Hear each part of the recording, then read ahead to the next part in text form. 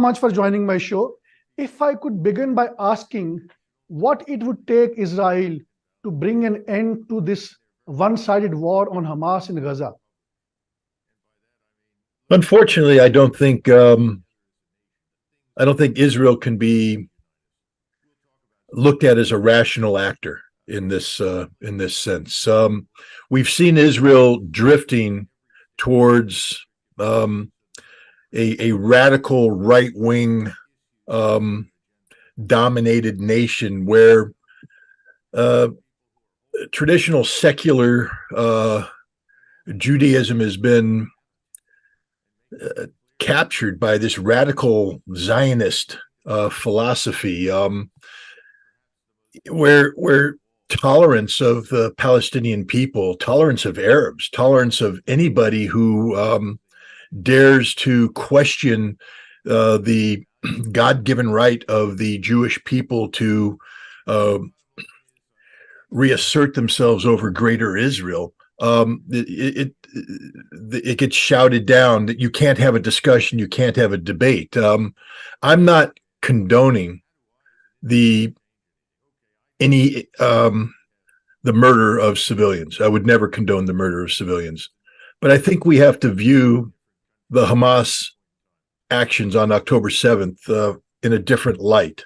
Yes, civilians died, and in those cases where they were deliberately gunned down by Hamas fighters or other fighters from Gaza, this should be condemned and they should be held accountable. But this was a military operation against a military target. Gaza is an open-air concentration camp. The Palestinians who have been imprisoned there for decades had no hope. And the paradigm had to be shifted, and Hamas has done that by launching this attack. Israel is going to have to be defeated, and I don't mean defeated in the way of eliminating Israel. I don't believe in that. I believe Israel has a right to exist, and Israel has a right to exist in peace and security. But that's a two-way proposition. Israel has to be willing to live in peace with its neighbors. It can't just demand that its neighbors tolerate an aggressive Israeli posture. Political Zionism is the enemy here, not Israel, but political Zionism. And Hamas is at war with political Zionism. How this war ends will determine Israelis' behavior. I believe that Israel has found that,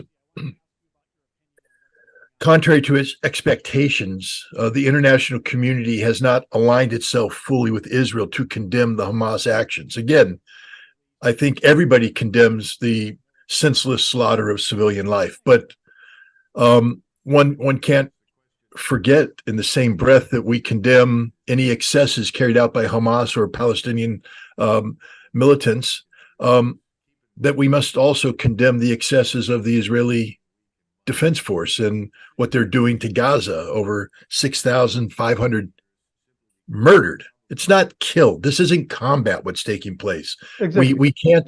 We can't call an Israeli pilot flying over Gaza and a $35 million F-35 fighter dropping bombs on civilian buildings. That's not war. That's murder.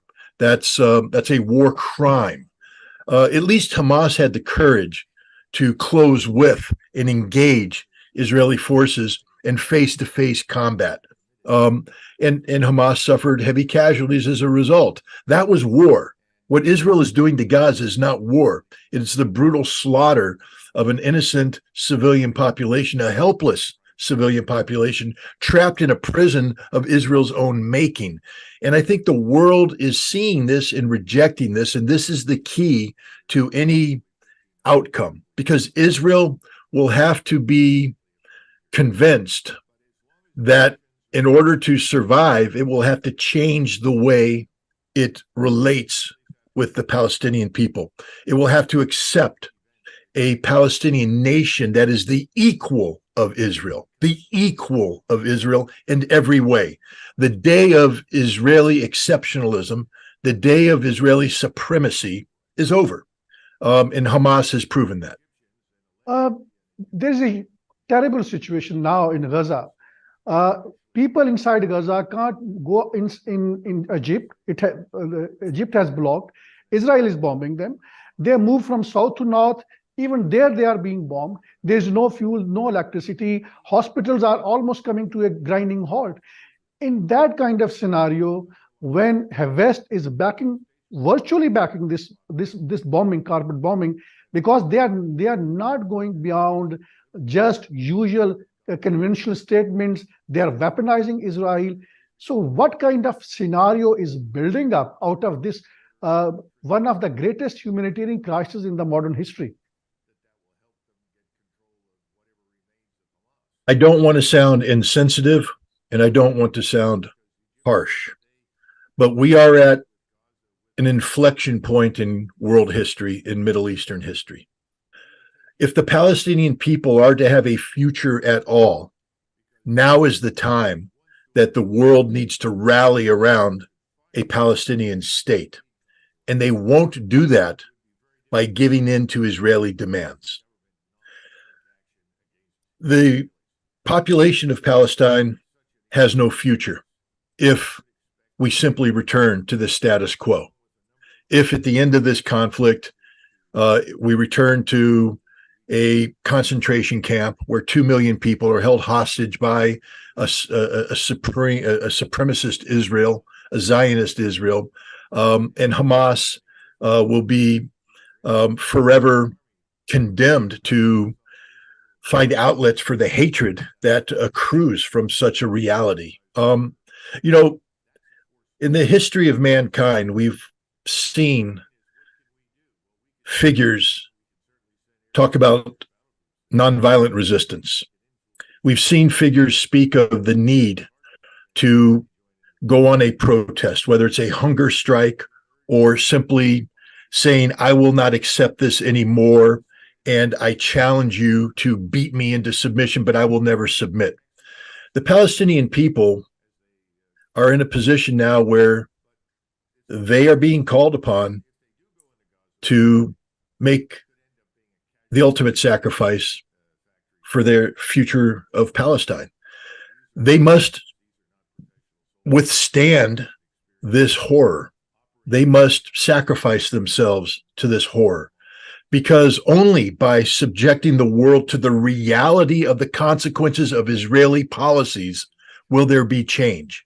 If the Palestinian people allow themselves to be removed from Gaza, that's what Israel wants.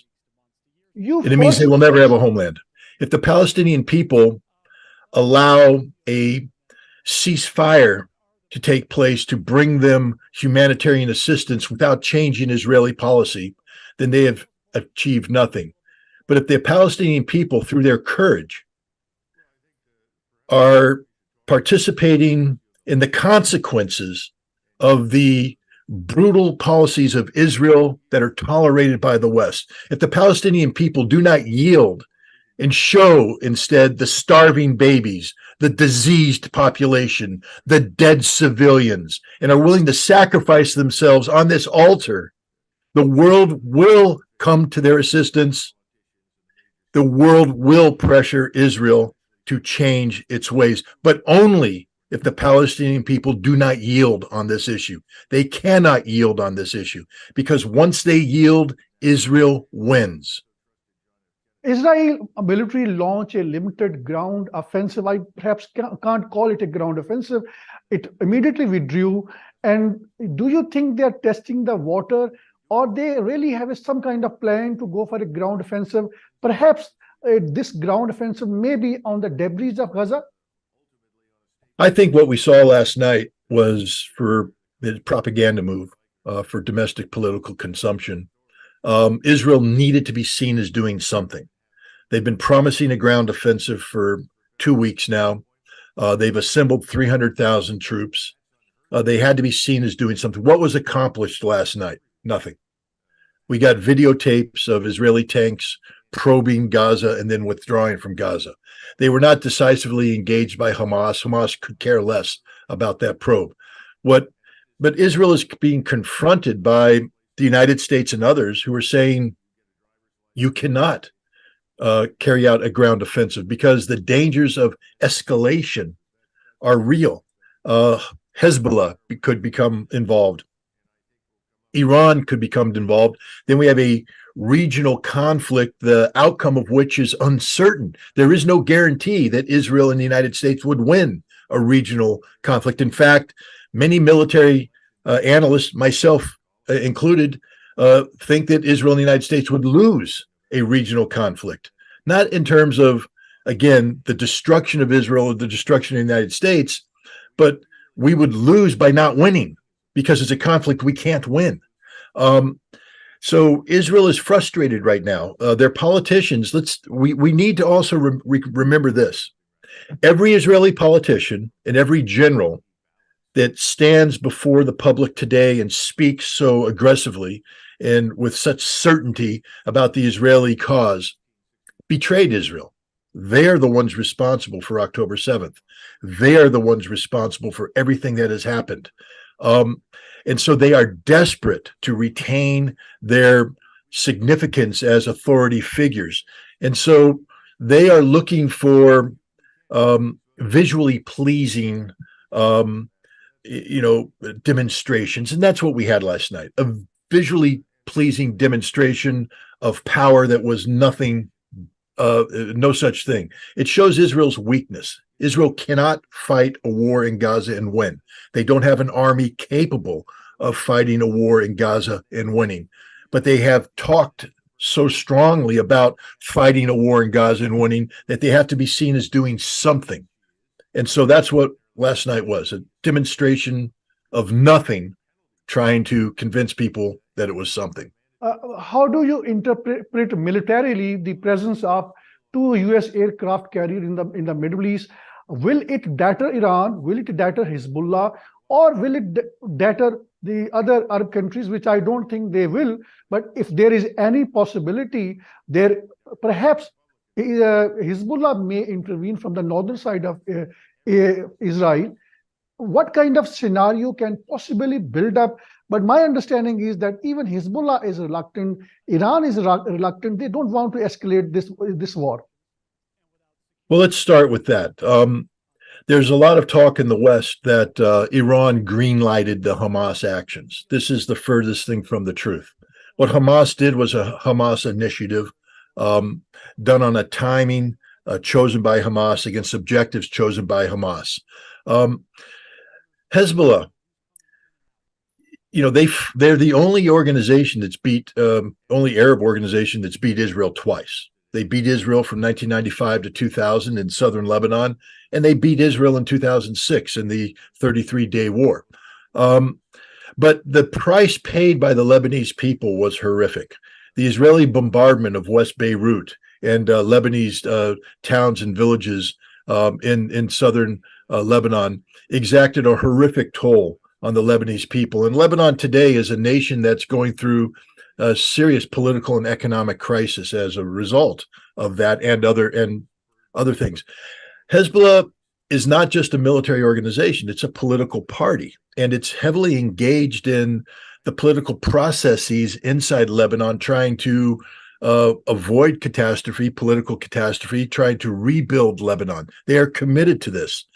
The last thing Hezbollah wants at this point in time is a conflict with Israel, because it will undo everything Hezbollah has been trying to achieve in Lebanon. Yes, the Hezbollah military forces will fight very well, and they will inflict horrific casualties on Israel. There's no doubt about that. But the people of Lebanon will suffer, and suffer egregiously, and this could do severe political harm for Hezbollah. This could be one of those situations where Hezbollah wins militarily, but loses politically. And so, and Hezbollah's goal is not the destruction of Israel. Hezbollah is a resistance organization seeking to get Israel to withdraw from Lebanese territory. The Shabaa Farms is an instance. Now, they have spoken out in solidarity with Hamas, but they are not allied with Hamas. Hamas is an independent entity. Hezbollah is independent of Hamas. And so there is no necessity for Hezbollah to intervene, and Hezbollah does not want to intervene. But it is also an organization that has certain moral principles, And you can't speak of being a resistance organization and then sit back and do nothing when 2 million fellow Arabs, Palestinians, are being slaughtered, butchered, tortured, murdered by the Israelis. And so if Israel goes into Gaza with a ground operation, Hezbollah will have no choice but to intervene. But if we take a look at what Hezbollah and Israel are doing right now on the border, it is controlled escalation. It allows Hezbollah to say, we are doing something, and Israel's allowed to say, we are defending ourselves, but it's not blowing up into total war. Controlled escalation. It's a deadly game being played between Hezbollah and Israel, where both guys get to say, we're doing something, but they're avoiding the full-scale conflict. The same thing with Iran. Iran is not looking for a fight with Israel. Yes, Iran has many grievances against Israel, many legitimate grievances against Israel. Israel has assassinated its nuclear scientists. Israel has destroyed its nuclear facilities and others through covert action. Iran is not a friend of Israel, but the Iranian leadership does not exist to go to war against Israel. The Iranian leadership exists for the Iranian people. They care about the welfare of the Iranian nation. And the Iranian nation has suffered under economic sanctions for decades. And now there is an opportunity for Iran to emerge from this sanctioning environment and rebuild their economy, to bring about the kind of economic and social well-being for the Iranian people. They have joined BRICS.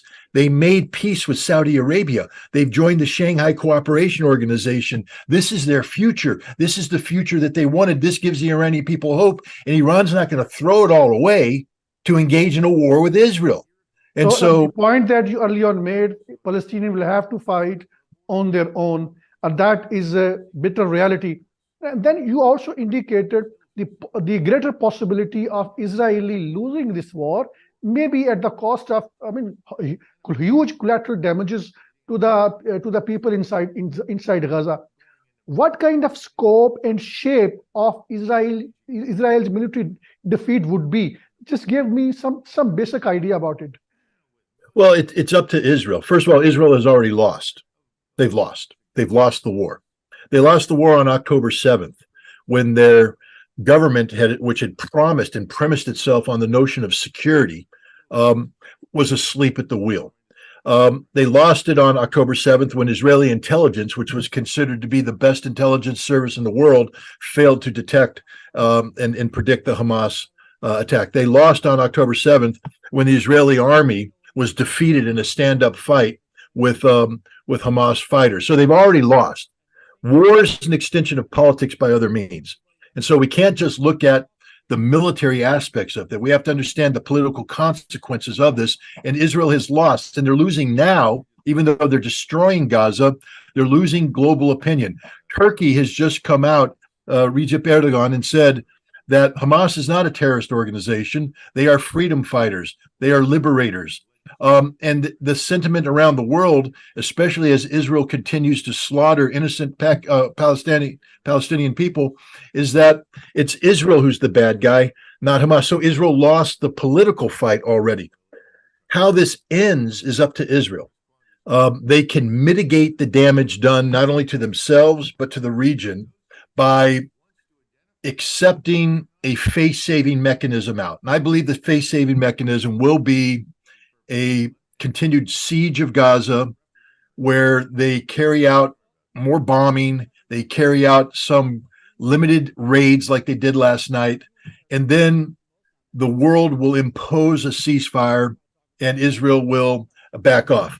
That means they lost, because Israel has said their objective is the complete destruction of Hamas. And you foresee that happening? No, Hamas, you can't defeat an ideology. You can't kill an ideology. Hamas is winning today because of Israel's actions. There are more people today who are aligning themselves with Hamas than ever before. People are saying this is the resistance to Israel that must happen. So Hamas is becoming stronger and stronger. Just like in 2006, where Israel promised the destruction of Hezbollah, they failed to deliver. Hezbollah won that, not because they physically defeated the Israelis, but because they survived. Hamas will win by surviving. Israel has created an impossible standard. It won't work. And this is why Israel will lose. And this is why Israel is losing. The question is what the scope and scale of that defeat is. Israel has exercised last year and this year what they call the full spectrum scenarios, where they have to deal with the West Bank, they have to deal with Gaza, they have to deal with Hezbollah, the Golan Heights, and Iran. Can the Israeli Defense Forces do this? And the answer is no. The Israeli Defense Forces can't do this. So Israel knows that they're setting themselves up for a strategic defeat, but they are so politically invested in being seen as responding adequately to a problem they made. The Israeli government is solely responsible for what happened on October 7th, solely responsible. And the the Israeli population is starting to recognize this. I think that politically, what we're going to see is the Israeli people will lose faith in the Netanyahu government. The Netanyahu government will collapse. A new government will emerge, and that government will seek a negotiated end to this crisis. And the world will say, and is saying, look, Barack Obama just came out and said it. Joe Biden hinted at it. There can be no solution. The paradigm has been broken. The status quo is over.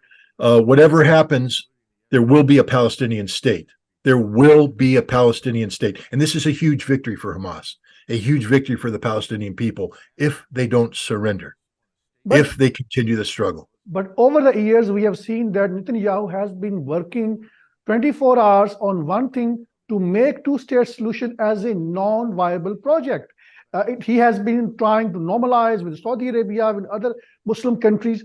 Do you think once this conflict ends in one way or the other, will be a revival of two-state solution, or Israel would be managing to go ahead with the normalization with the Muslim countries and put this Palestinian issue on the back burner? No, I think that's the paradigm shift that's happened here. That's the end of the status quo that's happened here. Saudi Arabia has said, and it's very interesting what Saudi Arabia has done. Very clever move on Saudi Arabia's part. As opposed to closing the door on normalization with Israel, what they've done is said, we want to normalize relations with Israel. This is our goal, but it cannot happen until the Palestinian issue is resolved. You see, the prior formula was that under the Abraham Accord, that the Palestinian issue had been put on the back burner, not even on the back burner, taken off the stove, put in the freezer. No one was talking about a Palestinian state. It was over. And Saudi Arabia was actively engaged in the normalization of relations with Israel. Israel had won that issue. They had made the Palestinian issue go away. Hamas has brought it back. It will never go away. And now Saudi Arabia is saying that there will be no normalization until there's a Palestinian state. That's the difference this time. And the Netanyahu government is politically destroyed. Right now, the population is like a body that's in shock.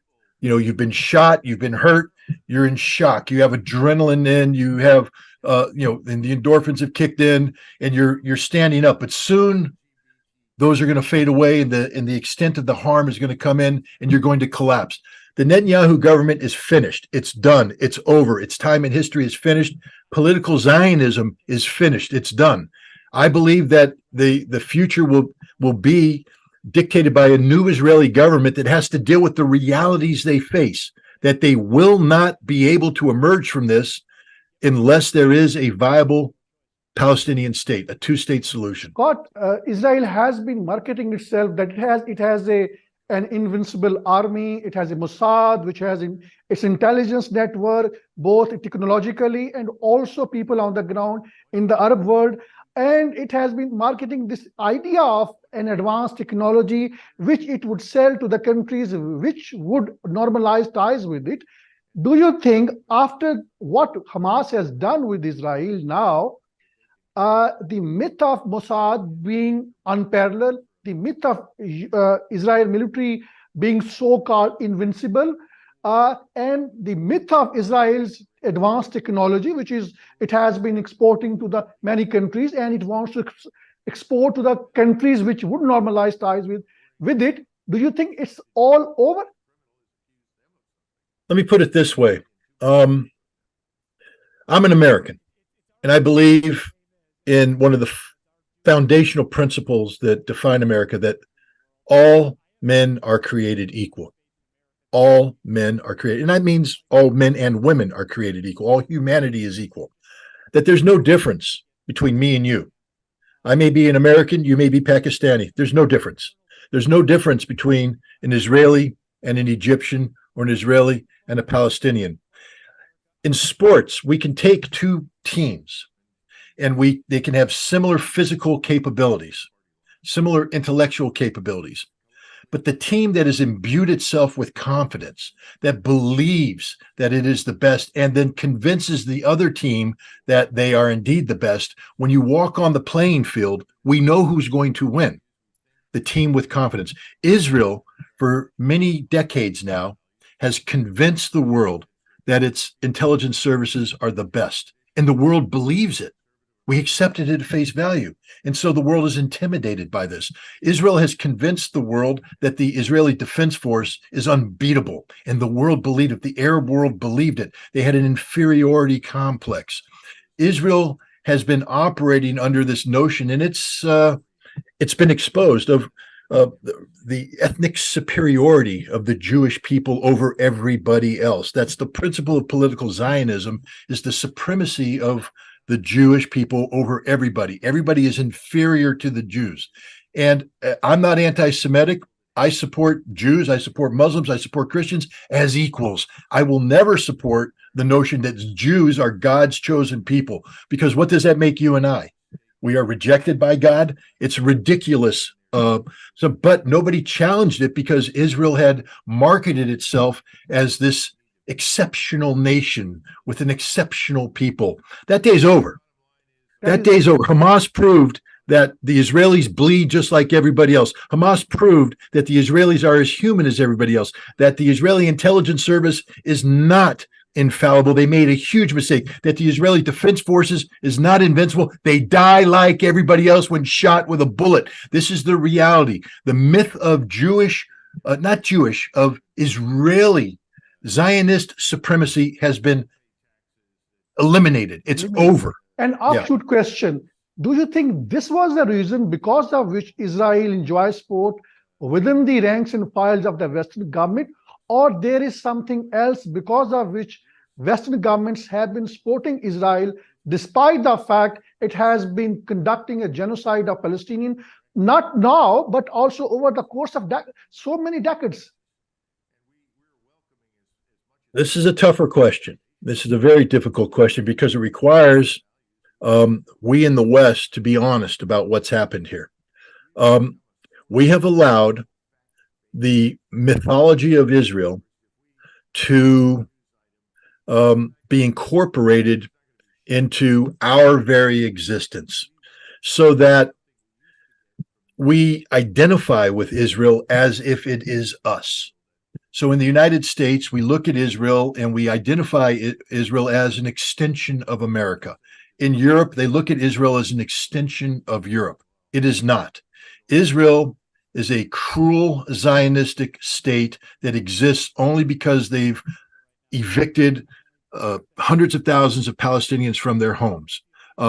They've imposed themselves in a very aggressive, brutal fashion on the Palestinian people. But because we identify as us, we forgive many of these sins. The other thing that's happened is Israel has used this relationship, the naivety of the West, against us. In the United States, we have an organization called the American Israeli Political Action or Public Affairs Committee. They are a political action group, but they call themselves Public Affairs.